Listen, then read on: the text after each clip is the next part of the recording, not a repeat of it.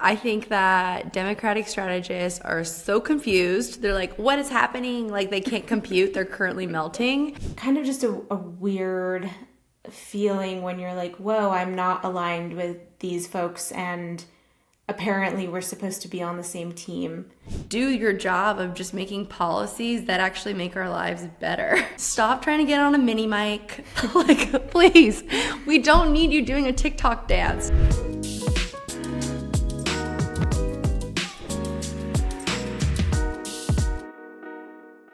Kai, welcome to the show. Just want to start off by asking how you are. Oh my God, thank you. Well, I'm well because I'm hanging out with you right now. Yeah, it's so exciting to be here, and I feel like it's a long time coming for this show, so thank you for having me. Of course, I know. I think I gave you like some breadcrumbs of what was in the works. So thank you for being here, and how I feel like you're the perfect guest literally for today. Like the news that's coming out, the things that have transpired this week, I'm just like, what a perfect person to have on. First I want to just check in and like, okay, Mondami won. How are you feeling about that? Let's start off with some good news. Right? We love the good news. Yes. It feels like the ultimate win for like the people, because this was like a fully like people powered campaign. Like, I know you don't even live in New York, but you were watching it so closely and like talking about it online. And then I would see like people in your own comments like tuning in from all over. And I think that the world was watching on this one. So it feels really good. I think that Democratic strategists are so confused. They're like, what is happening? Like, they can't compute. They're currently melting. And that just shows you the power of like, you don't need a lot. You just need like a good idea that people can get behind and people feel like they can see themselves in, and people feel like they can also build community around. And that's exactly what we saw in this election. And it was, yeah, really special to witness, honestly, after last year. So here we are. You got to meet Zoran and interview him for Feminist, right? I did. I got to interview him. I love telling the story of like when I first met him. So I first met him at like the Brooklyn College rally with Bernie Sanders. And I was told like, you might get a minute with him. And I was like, okay, like, you know, I had all these questions prepared. I was ready to go. But it doesn't matter how prepared you are. Sometimes it's just like you walk in and it's just like lights, camera, flash, go. And so I don't know. I feel like I've interviewed a lot of different politicians before, and when you walk into the room, it's usually quiet. It's like usually people are very focused, and you literally only get that 1 minute to 30 seconds, whatever it is. With him, I walked into the room and he knew who I was already. There was like chatter in the room. It was like buzzing. He was chatting with people. It was fun. We started laughing within like 2 seconds of meeting each other. Like, it was like such a human vibe to the room, which feels so rare for politics. And then I got to ask him, I guess I was the first person to ever ask him on record if he is a feminist. And he was like, yes. And I was like, is this the big announcement? And he's like, yes, I am a feminist. And here we are, our feminist mayor-elect, Zoran Mamdani. He is so fun. I mean, you mentioned like the Democratic strategists. They're kind of like, their brains are melting right now, can't compute. But I feel like for those of us who dabble or work in digital strategy, we were like, the whole campaign was just like, just such nice treats throughout the entire campaign of just like, oh my God, this is genius. Thank God someone is finally doing a campaign in a way that is actually fresh, actually resonating. Can you speak to just that aspect of it, like the digital side of it all? Yeah, I mean, I think so many people try to have like the perfect talking points, or you get the most like the creators that you think most align with like who the candidate is, or they just try to make everything so like buttoned up with like a little bow on top. And I think what was so essential about the like Mamdani like digital strategy was that it was kind of like, if you are available and you want to talk about Mamdani, there's space for you and you can. And feel free to do it in a way that feels like you and your platform. And it kind of started as like a series of like creators like hitting me up on text being like, hey, do you want to come to this Mamdani thing? Hey. And I was like, why is everybody texting me this? I get to the bottom of it and I'm like, oh, there's a creators for Zoran group and they're all like convening in a group chat. And it really was just like whoever could come through to something was able to go and like have the access to him or be able to ask questions or film in whatever way they wanted. And then usually afterwards, there'd be like one of the creators or whoever was around would be like, hey, do you guys all want to go to this bar? Do you want to go to the park? Whatever. And we would just like sit and chat for like hours. And it was so much community building behind the scenes that like wasn't even sponsored by the campaign, or we were never sponsored by the campaign. It was fully all like our choice. And I feel like that's what like made it so special. So then like in those like moments of hanging out, we'd be like, wait, do you want to make something together? And we'd be like, yes. So then you start to build this like intricate like tapestry of different voices who maybe would have never connected before. And I think it's like that is something that you can't buy as a digital strategy. You have to just kind of like decenter and you need to allow it to just happen. And they fully embraced that. And I think that's what made it so special, that it was almost like it was like our little party. It wasn't like the campaign told us what to do, you know? That's so awesome. I mean, I think just, yeah, people who are going to be running for office come this, 2026 is a big year, midterms, obviously. I think there's, for a long time, people running for office or even the Democratic Party now just need to be like studying that campaign and how, like you said, they built community. It wasn't necessarily like, transactional, which I think many times, or what I've seen, it can feel transactional and just, we need a spokesperson, we need a representative from this community, that community. It was more like, let's build community around these values. And I think that is really what worked in the end. Mm-hmm. Yeah, I was talking to a friend last night about it, and we were like trying to compare like the DC like scene of like I don't even know it's creators, just like DC elected world of people in the digital space versus like New York, and it's like summed up in like this one statement that like during like the creator like press briefing afterwards, we were all like filming and trying to get content, and then we all like airdropped each other's content. And it wasn't like anybody was trying to be precious about it. Nobody was competitive. We were just like, oh my God, that was so funny. I got such a good angle of you. And that like helpfulness. And then in like the DC or whatever, that world is, like that would just never happen. I feel like it would have been like quiet. People would have walked away. People wouldn't have talked about like what they were going to make or what they were going to ask. And we were just so collaborative. And I think that's unique to this moment. I love it. Well, I want to pivot from that a little bit and just talk about you and your work. So I'm going to read a little bio that I have of you. And then, I have some burning questions for you. So Kai Polanco is a visionary media entrepreneur and creative whose work sits at the intersection of art, activism, and social change. As the co-founder of Feminist, that's why we keep bringing it up, she built the largest women-led social-first digital platform into a groundbreaking nonprofit media company that reaches 25 million people globally and hosts a thriving community of over 6 million members. Drawing from your background as an art director and photographer in luxury fashion, where you collaborated with prestigious brands like Balenciaga, Balmain, Diane von Furstenberg, Kai, you, brings a sophisticated visual, aesthetic, and strategic approach to digital advocacy. So that part I didn't actually know, your background in fashion. You are so humble. Yeah, I mean, I love that you did the full bio. It's amazing. Had to. You deserve your flowers.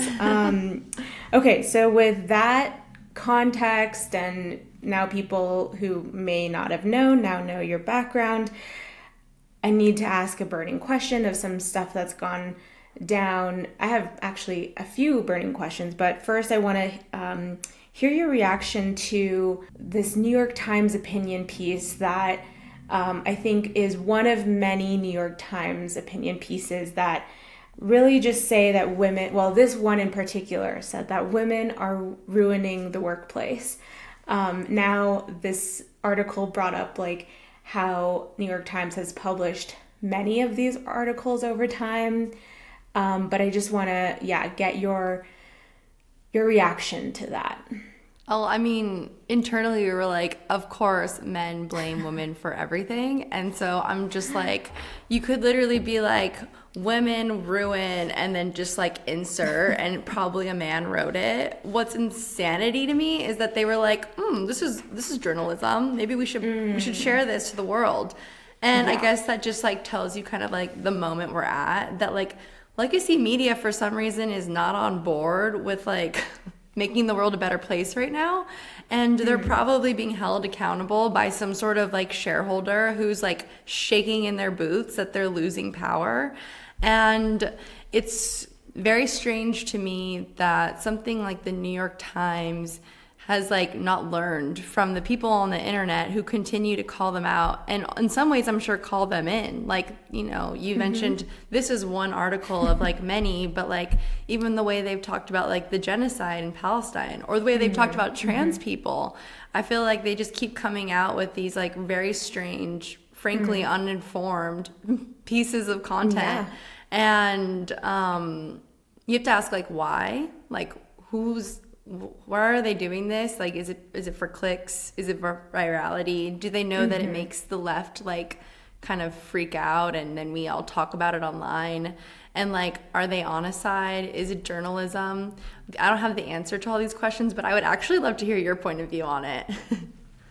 Yeah, I mean, exactly. I don't have all the answers. I do have my own experience with the times where, I think we as Native people get, kind of breadcrumbs when it comes to coverage of certain things. I think there's, for legacy media and a platform like New York Times, not there's not been a Native person in their news desk. And, this is something that people have brought up over and over again.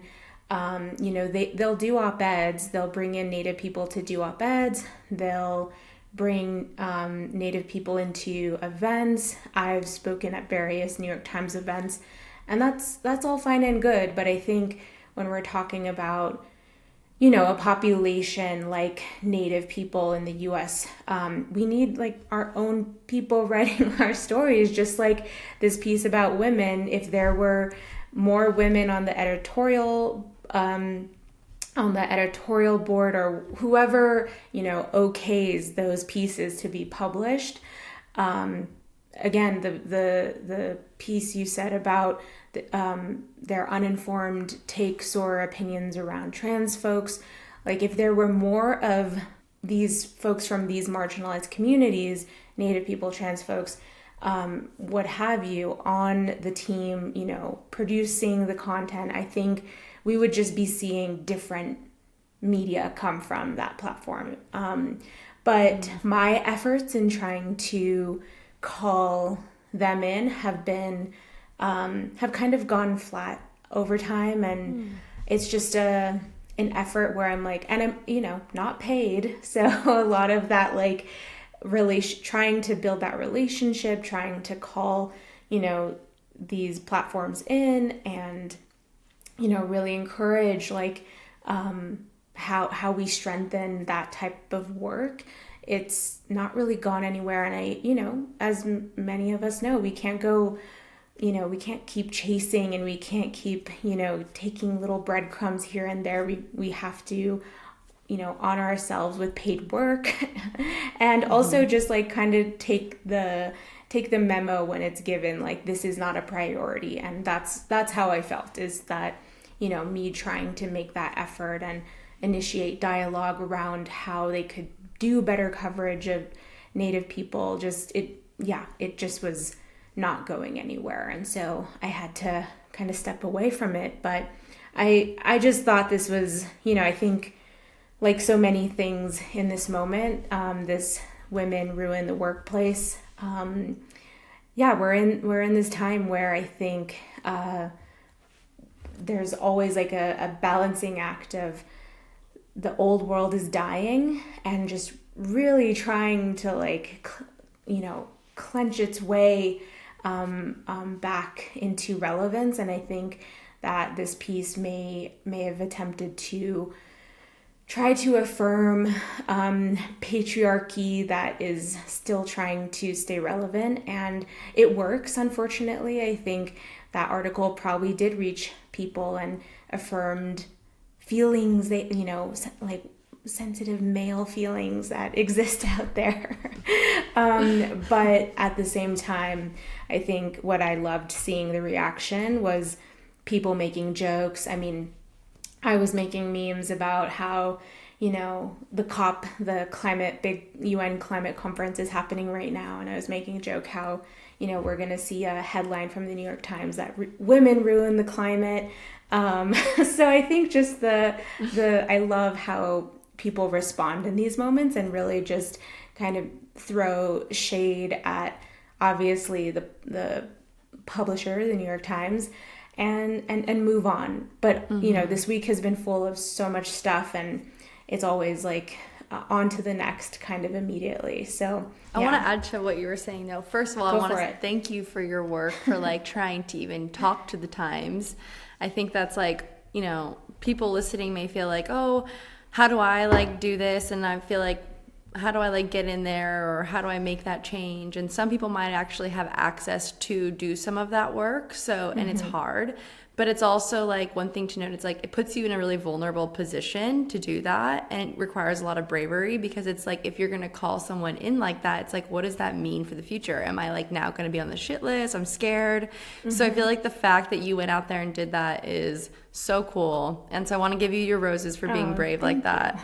And yeah, I think it's also important to note that it's like, if you look at the Teen Vogue article, or Teen Vogue dismantling their politics department, what you saw online was my like next question for you. Yeah. And so what you saw online was like people being like blaming the editor at Teen Vogue, a woman who worked so hard to get to where she is. She is a woman of color. She probably had to like talk to so many bad like shareholder style people to prove why she was even qualified. And so then when this happens online, like she's very much aware that the personal is political, and that she is holding the space for that in her own publication for young people to get involved. Like I've had conversations with her. She knows what's happening. But what's like not being accounted for is probably the fact that like she was forced to make that decision, or maybe it wasn't even her decision to make. What's not seen is probably the many times that she fought to keep that sort of content on Teen Vogue. And it's probably, I think it's all part of the big plan that they most likely, if they were able to orchestrate, let's remove the politics column. We know that people will place blame on the editor-in-chief, and there will be so much blame that maybe it will give us an opportunity to change whoever is in that position, and we can put someone who will be more agreeable with our politics or what we want said. And so what you're going to see is you're going to see a lot of women probably leaving the media space or forced out. We're already seeing it. We're seeing it with like Black women are being forced out of positions for speaking the truth. Like, so I think that like as a movement, we have to like address these things when they happen, and we have to force like nuanced conversations. And you also, because kind of like taking it head on, kind of being like, okay, this may happen, and this is what we do if this happens, so that like we can continue to like kind of build the people power around it to call it out the bullshit. Exactly. And I also want to just say that is Condé Nast, right? That made the call. And just in case listeners, need a reminder, or if you didn't hear of this news, so Condé Nast, which is the parent company of Teen Vogue and Vogue and Wired, so many publications, announced that Vogue would absorb Teen Vogue. And this has resulted in a bunch of layoffs, primarily people, BIPOC folks and trans women or trans folks on that team. And so, yeah, this is such an interesting moment with, what we're seeing come from the New York Times, what we're seeing happen to Teen Vogue, which I think really was kind of a beacon of hope in this media landscape. I've done pieces with them where, we got to go into nuance and we got to say things that maybe a New York Times or a Washington Post wouldn't publish. We got to do a lot of great reporting or opinion pieces there, and they lifted up issues that I think that people really want to hear and talk about.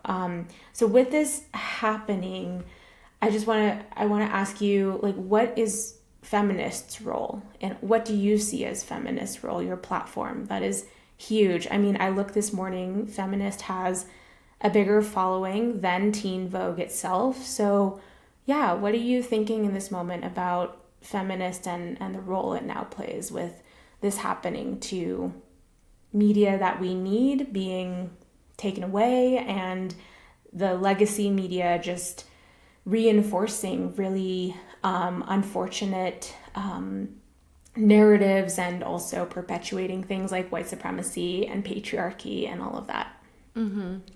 Yeah. So my co-founder, Aisha Barker Burrows, and I have been thinking a lot about this, and we're like, what does it mean for like the media ecosystem at large?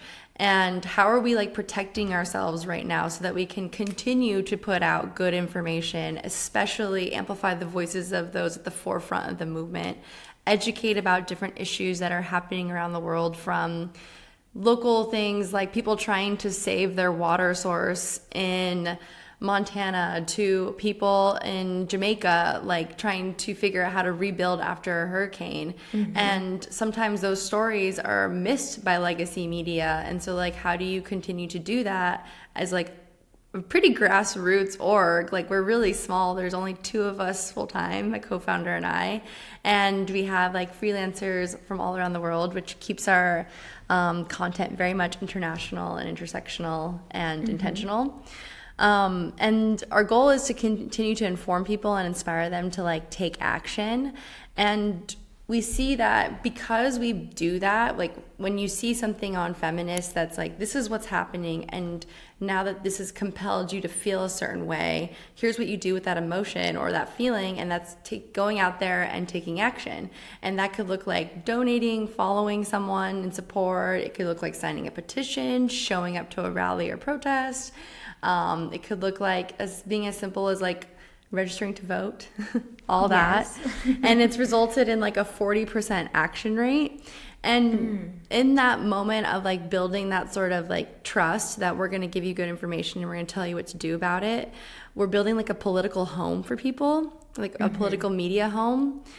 And I mean, we're going to keep going as long as we can. But what's a little bit scary is that like we don't have like the fortress around us like some of these legacy media companies do. Like if they were to lose their platforms online, they could probably easily call up Meta and be like, hey, this is not okay. They could probably send a check to say that's not okay. For us, we're so reliant on these platforms and hoping that they like see like the power in our super engaged community, and that like we are the reason that like people maybe stay on like some of these platforms is because we're talking about the truth. We're not just brain rot. We're actually an informed place of where more people get their news. And so yeah, right now we're focused on like how do we continue to build in these spaces and be that space that people can like rely on, but also what does it look like to like organize in person? So we also do a lot of events, and we feel like we're the only ones who could probably protect each other in this. And so how do we build these like fortresses offline? How do we build these like rooms for people to go and have these conversations and feel like directed offline?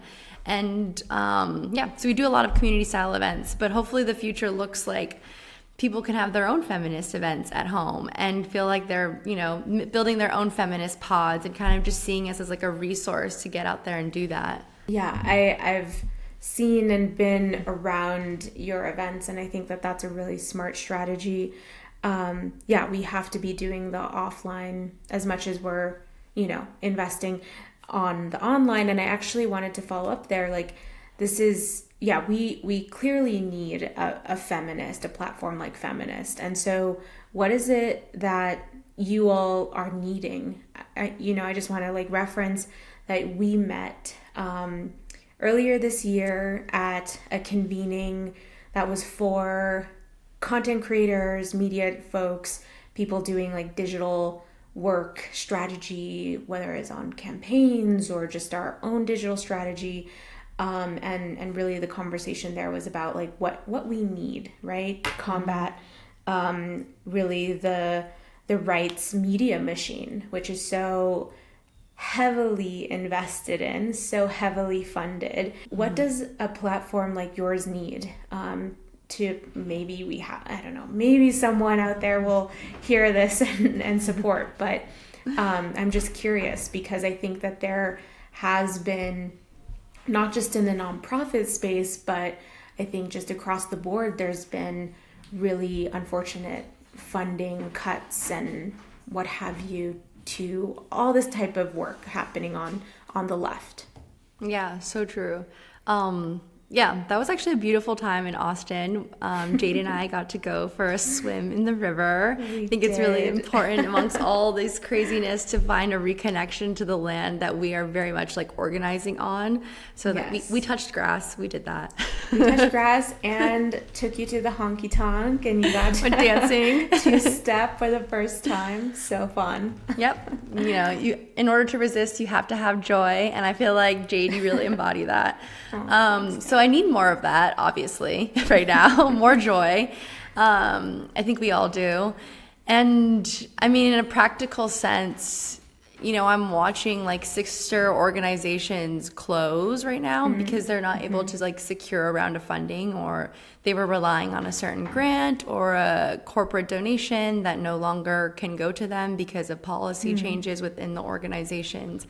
And I'm seeing that happen all around me. And one thing's for sure that's teaching me is like we can't rely on these big donors or these big organizations to protect us because, you know, they're like everyone else. They're kind of going with the wind. They're like, they can change their political point of views as long if it benefits them. And so one thing we're moving towards is thinking about how do we really become like truly sustainable on our own, and how do we build those models within our own organization. And that could look like, spoiler alert, we're looking at Substack, we're looking at building a hub there. And why Substack is because you can really own the audience you built. So that means people coming together online, and you can, you know, download your list. And so if things do fall apart and or our platforms close or push you off, we can know that like our community can still reach us because we are able to connect in that way.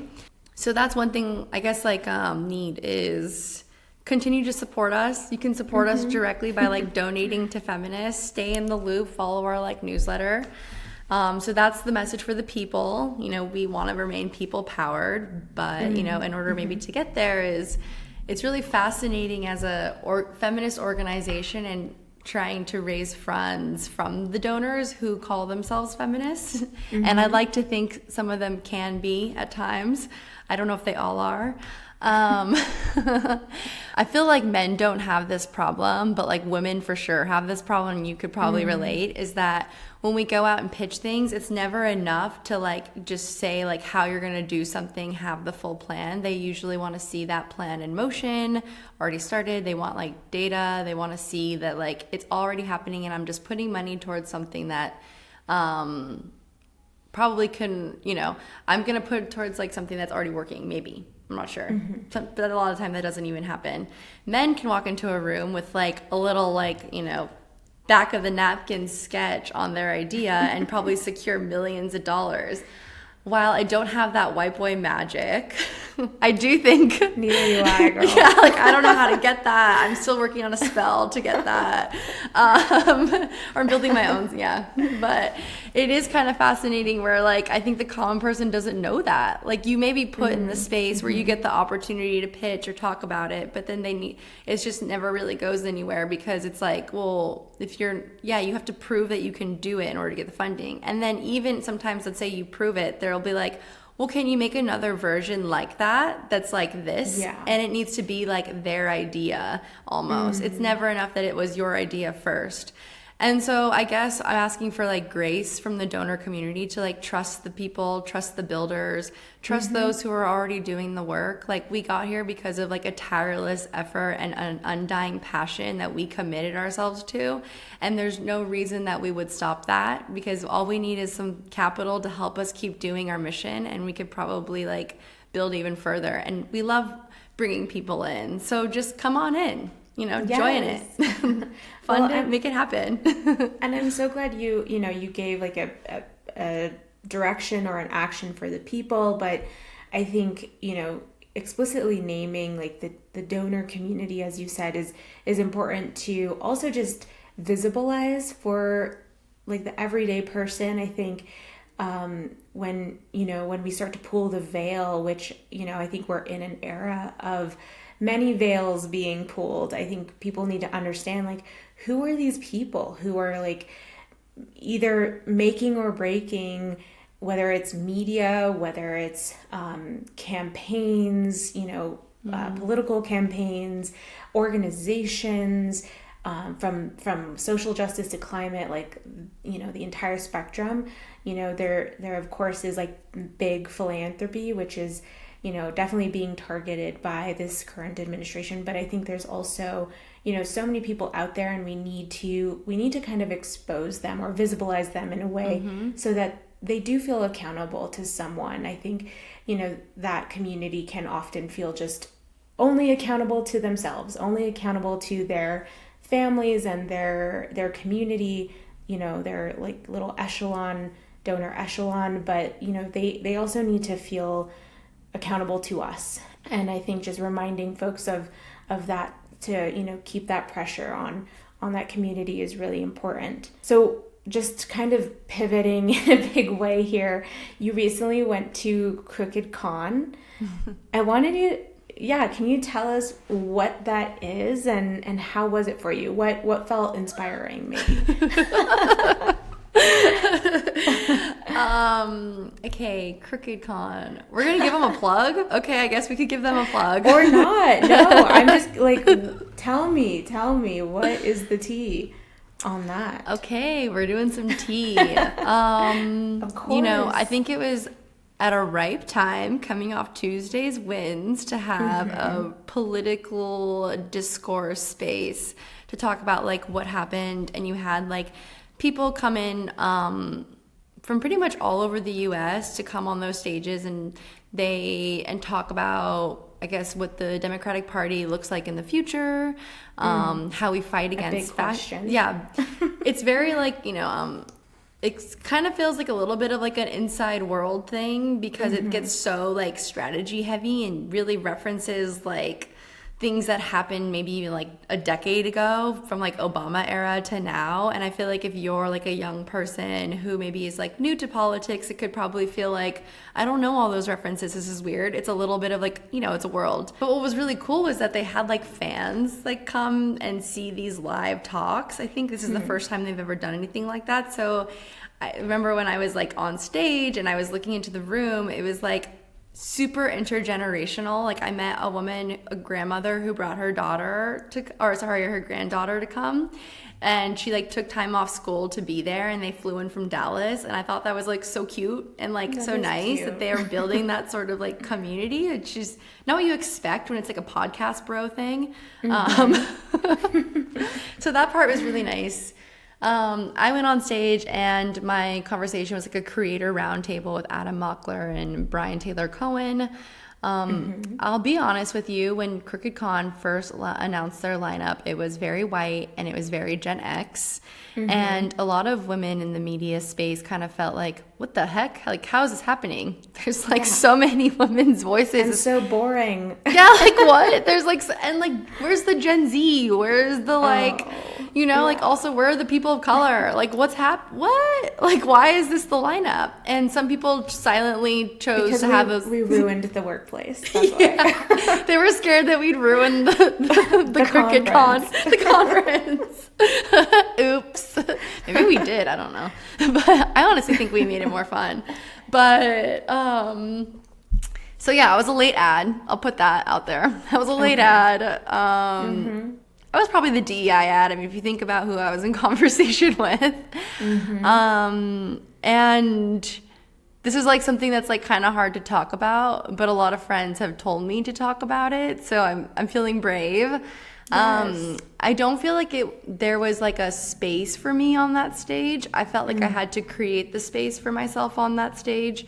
And what I mean by that is that like I was pretty much only directly asked like one question in the entire hour-long conversation. And this is like a thing that happens all too often to women in these spaces and on these stages, is that we're given the opportunity. And it's a huge, like, it was a huge deal for me. This is one of the largest stages I've ever spoke on. And I wasn't given questions ahead of time or told like what it would look like, that there would be like over 100 people in that room that I was speaking to. And you know, like, I'm a human too. I like to prepare. I want to I want to give the people a good conversation. I want to like come in with something fun to talk about. And so yeah, it felt kind of unfortunate that I wasn't like prepared for it. And then getting there and arriving to the room and feeling like the conversation maybe wasn't for me. Like I kind of had to like insert myself, and I felt really weird about this, but I would have to sometimes just like jump into the conversation and have to low-key kind of cut off someone in order to speak. But like that was also what was happening to me. You know, I would lift up my mic and then I would be talked over. And so I don't know, but sometimes it's good for people to see that. And I was thinking about that when I was sitting there. I was like, well, you know, this is a feeling that a lot of people can relate to. A lot of people probably are seeing themselves in me in this moment, like whether that's happening privately behind the scenes or publicly also on stages. Yeah. And then a group of like 25 people came up to me afterwards of like different ages and genders and were like, hey, I witnessed that and you really held your own. Like, I'm sorry that happened to you. And at that time, like when you get off a stage, there's like an adrenaline and you're like, okay, was that good? Like whatever. And then people started telling me that and I was like, oh my God, what happened? Like I had to actually think, and I was like, wow, you're right. It was like a form of like misogyny, even if it was like unintentional, is like what I had kind of experienced. And it felt so weird for like there to be like 100 some witnesses, you know? Yeah. And then I remember like even later that night, this is hours later, a middle-aged man approaches me and was like, you said the only thing today that I wrote down in my notebook. Pretty weird they didn't give you a lot of time. And I was like, oh, okay. What did you write in your notebook? Well, you were seen. I mean, I can so relate to this. And I don't know, like, someone's got to talk to the conference people. Like, this is a trend. And I think it's one, like, yeah, obviously there's, like, fails on the planning side of it. But there's also fails in moderation that I've been a part of. Like, the moderator just not knowing truly just what, like, who the fuck they're, like, having on their panel. And it's so frustrating to be on that panel and, you know, you, like someone like you with so much good expertise and the background you have, like in this moment, like we don't have the time for these kind of slips. Like I'm just gonna say it, like we just don't have the time for, you know, you to only get, you know, 3 minutes out of an hour or however much time you got. But like, yeah. I've been in that position too. And it's so disappointing, you know, harkening back to like the New York Times conversation we were having. That happened to me on a New York Times stage. And I cried. Like I literally cried after the panel because I was like, again, it was this major opportunity, this global stage. And I think similar to you, I was asked one question. Yeah. And it's just like you ramp yourself up. You really like, for me, I got to prepare. So I had things to say. And then when you're kind of like subtly quieted or silenced or just literally forgotten about, even though you're like sitting right there, it's so disappointing. You're like, hello. It is, yeah. And so I totally understand the feeling, and I'm really sorry that happened to you. But like, who do we talk to like make these conferences or these moments? I'm like, do we need to get rid of the conference? Do we need to like reconfigure how these things happen? Yeah, I mean, I'm gonna say that like I think it's cool to like have this conversation afterwards, and people will hear it, people will notice, and maybe when people fill out surveys, they'll be able to be like, hey, I wanted to hear more about this person and this didn't happen. But ultimately, I'll say to them that like there are some incredible people behind Crooked Con, for example, like Shanika McClendon. Like I got to have a conversation with her afterwards, and it sounds like she was asking the hard questions on her stage and given the appropriate time, and to me that like really matters. And I'm like, hearing like people like her in leadership, I'm like, well, maybe the learning is like put her more in charge of the conversation. Like she gets it, like you have these people inside your organizations who know how to have these intentional heart-centered spaces and build them and have the meaningful convo. Maybe it's okay to just like let go a little bit and let them suggest how things should go or own how things should go. Maybe you don't need this like, I don't know. I think that the writing was on the wall from when the first lineup was released and then arriving to that stage. So it's an unsurprising thing, but I'm going to say that there are good people in that organization that we should be paying attention to, and they should have more space. It's very diplomatic of you. I can't help it. No, but it's true. It's true. And it's good to hear some insight into these spaces. I think I wanted to bring it up because I think that, for the last year, this has been the question, like, what is the strategy? What is the narrative on the left so that we can like, hopefully rise up again, whatever the term is, but, or just like become like relatable again. And I think, this was a space that I saw you at recently, and I just wanted to hear like, what were the takeaways? Do you think a year, like, I think we can say at this point, like a year, the left has been grappling with this question of like, what's our thing? What's our story? Do you think we've come close to that? Do you think like maybe Mondami is part of that? What's your thought on that piece? And I definitely want to hear your perspective. How far we've come in a year. Yeah, I definitely want to hear what you have to say about this. I think it's such a funny question because the people who ask that question are so disconnected. If like, not like you, I'm saying like the people who are like, we need a message, we're uncool, how do we get back in the culture? And I'm like, what do you mean? Like, why are you acting like the people and the culture are separate? Like, what? If you have to ask that question, then maybe you need to like go and sit and be with more people, like go touch grass, like go be in community, stop isolating yourself. Because the reason that like Mamdani worked is because it was a people campaign, and like it, you know what I mean? Like it's so strange. Like we don't actually need a message. We need a party that's decentering themselves and making it more about the voters and the people. Like, we said what we wanted last year. We were very clear. We were like, we want this administration to stop funding a genocide. We want like affordability, and we want to know that we're not going to be like, we're not going into like a MAGA extremist thing. We're going to also have like bans off our bodies. And while they talked about a lot of those things, they didn't talk about Palestine. And you know who did talk about Palestine and won? Mamdani. And I think people just literally are tired of feeling like they're not heard.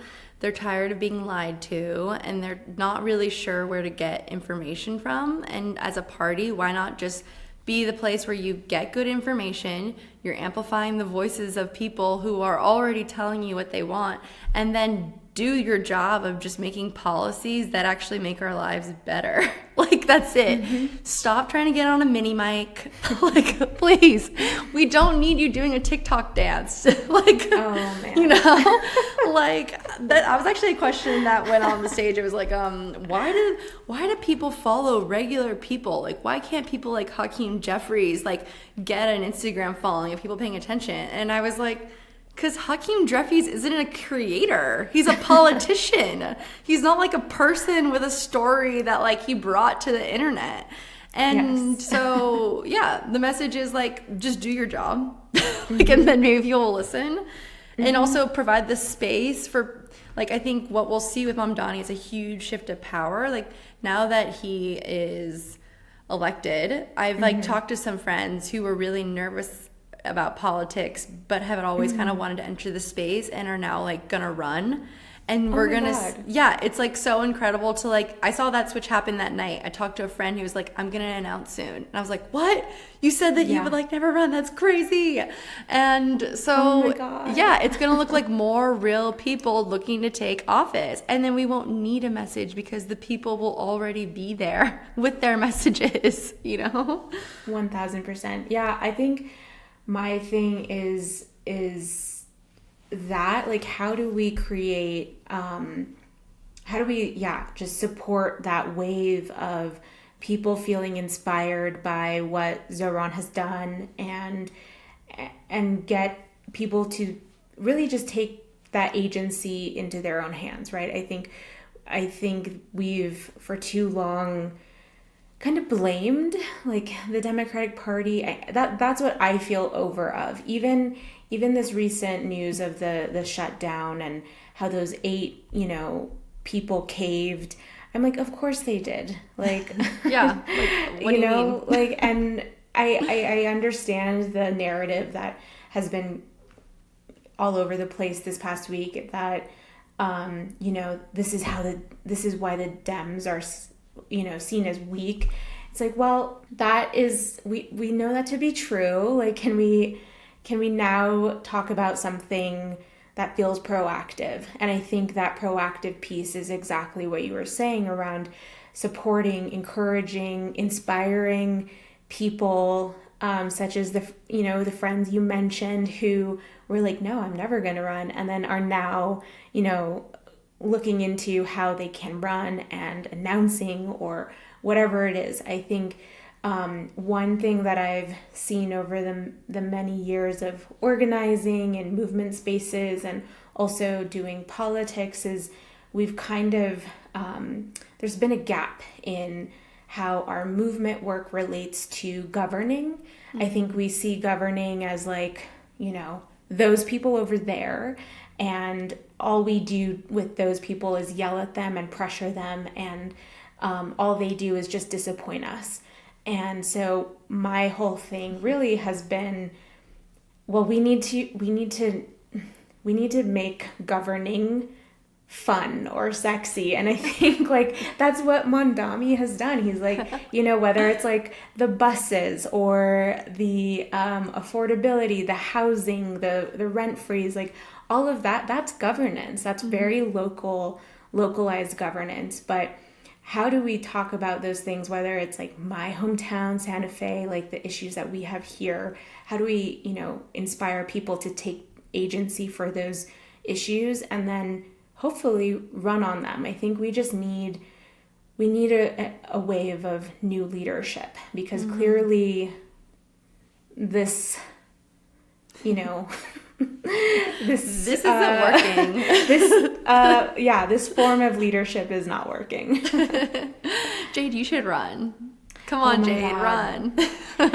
I mean, if I had like a nickel for every time someone said this, and I feel like it's like a thing I'll do, when I'm like in my 40s and a little more localized. Like I've been working on becoming more grounded in New Mexico, and I think through my 30s I want to continue to be able to do different things and try different things out, and also learn. I think I still have a lot of learning to do, but it's definitely in the back of my head, and Yay! I think there's a lot of support out there. So, and that's the biggest thing. But we'll see about that. I think not enough people talk about the risk it is for women to run. Like you basically have to like self-dox in order to do it. Like you have to supply like an address. And a young friend of mine who was running, I feel like I can say this, Deja Fox told me that like when she was running, she didn't know she had to do that.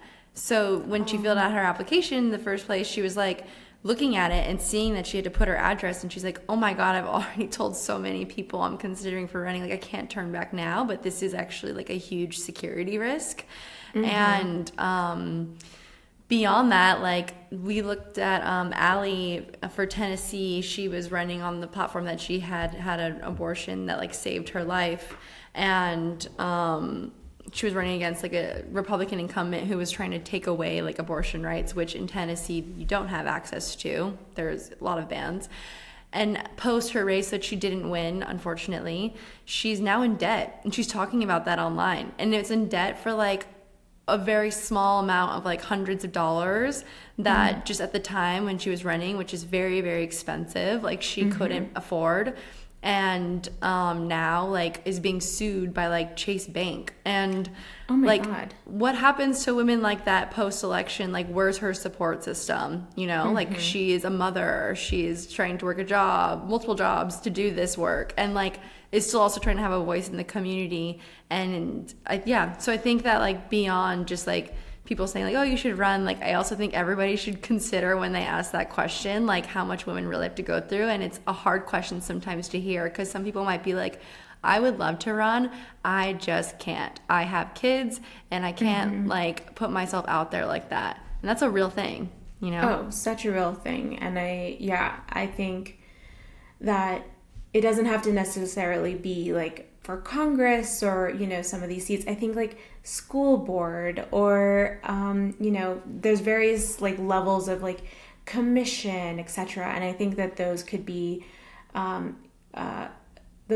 more accessible for folks. But you're absolutely right in that, you know, before people consider or like go for it, they need to also work with a group like Run for Something or for Native folks, advance Native political leadership, and you know, get the training, get, you know, the support to understand you know, all these different risks or challenges that might arise during the campaign. But I really do feel excited about how, you know, this particular race in New York has inspired so many people to kind of just, you know, say it's time. I'm gonna kind of take things into my own hands. And the folks around, you know, the current leadership, whether it's local or national, just they're not cutting it. So people stepping in like that, I think is so exciting. I wanted to, I feel like we covered a lot of ground, but I wanted to wrap us up with an ending question.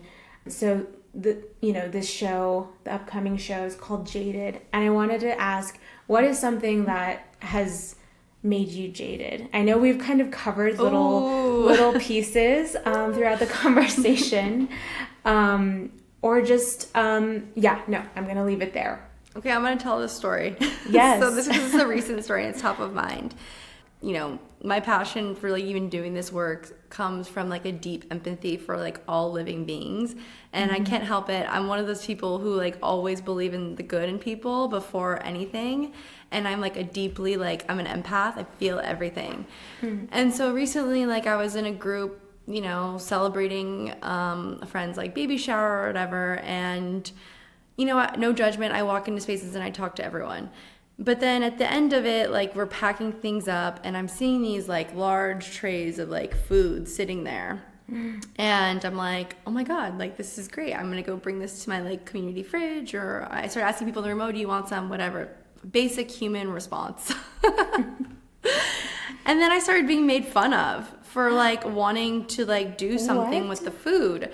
And I was like so kind of like confused because I was like, I don't understand. Like in my head, I'm like, don't you understand that like this isn't just ours? This is food that now that we've put it into this room, but that doesn't mean it can't be for like someone else in another space. Like everything should be kind of like through that lens, you know, like it's not like you don't own anything. I don't know, like it was kind of weird. Like, what do you mean? Why would you just put this in the trash when it could be used for something else? And so then like, it was a really weird experience, and it kind of opened my eyes to like, wow, there's some people in this world who just, even though they may have similar political beliefs to you and maybe have similar, you know, ways they like see the world, they don't actually sometimes act on that, or they don't know how to act on that, or they're so in a bubble that they don't actually understand they see themselves like an interconnected piece to like a global tapestry and web of like mutual flourishing. And so, long story short, I did not throw away that food. I put it in boxes. I went to my community fridge, and right now there's 42 million people who are losing their SNAP benefits and are hungry in this country. My community fridge, usually like one person will pop up in the hour. There was 8 people standing outside this fridge waiting for food to be there because the fridge was empty. I showed up. One person took a box from me. A couple took another box from me. They opened the boxes. They were so excited. Then they went to their group of like another 10 people and started sharing. And my heart in that moment, I was just like, this is what it's about. Like, these people have nothing, they can't afford food, and yet they can like share. And while there's this group of people who are in this closed door space making fun of me for calling me a hoarder for like going out, and like, yeah, it was so weird. And I'm like, that actually made me jaded into like, I don't want to spend my time with people who live in these bubbles and are so disconnected. And that's really hard because I'm like, I'm a person who likes to educate and likes to help. But like right now, I need to hold my peace and I need to be with people, 1000%. I mean, yeah, I think isn't it such a kind of just a weird feeling when you're like, whoa, I'm not aligned with these folks and apparently we're supposed to be on the same team. I think something that made me jaded around this whole issue with SNAP and the food crisis that we were or this country was experiencing is that I think everyone was so upset when those 8 Democrats decided to side with the GOP. I think the nuance I was wanting, or just the critique I had for like our movement spaces, like I did see online some of our local leaders, sharing resources, restaurants, organizations offering free food to community. And, that's obviously like mutual aid. That's obviously like communities organizing. But I think we could have done like the movement space. A lot of my jadedness is around movement stuff, but I think the movement space being like, this is like more active, more visible, more stuff, just whether it's social media stuff or anything, posters across our community showing that this is what we're gonna do. We're gonna support the Dems to hold the line for as long as they can, but at the same time, this is what we're gonna do. We're gonna continue to work with restaurants to open up food. We're gonna there's so many things that I think we could have, as a movement, like pressured various, we could have had lots of different strategies around how we were going to support Dems to hold that line. And I think that that's part of what I was saying earlier too, is like, there's these breakdowns happening between like movement work and what happens on the political side. And I think that was one of them. So I was a little jaded about that. And then then they broke rank and I was just like, oh, here we are again. Never can trust the white men. I'm sorry. Even when they pretend like they're on your side, I'm like, bro, no. Yes. Have we learned nothing? Yeah. Well, I think you kind of said it, like the moment where you took the food and then community like went and did what community does. They just went and shared the food again. But how do you stay this is our final question. Ooh. How do you move through your jadedness? How do you move through disillusionment or skepticism? What keeps you going? I think that conversations like this really help. I think just like being able to have like honest and open dialogue and feeling like seen because someone's listening.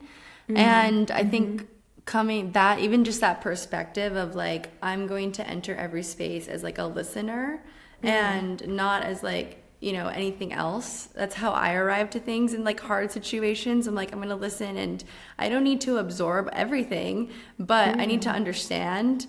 And that helps me figure out, okay, how does this like relate to the rest of the world, I suppose.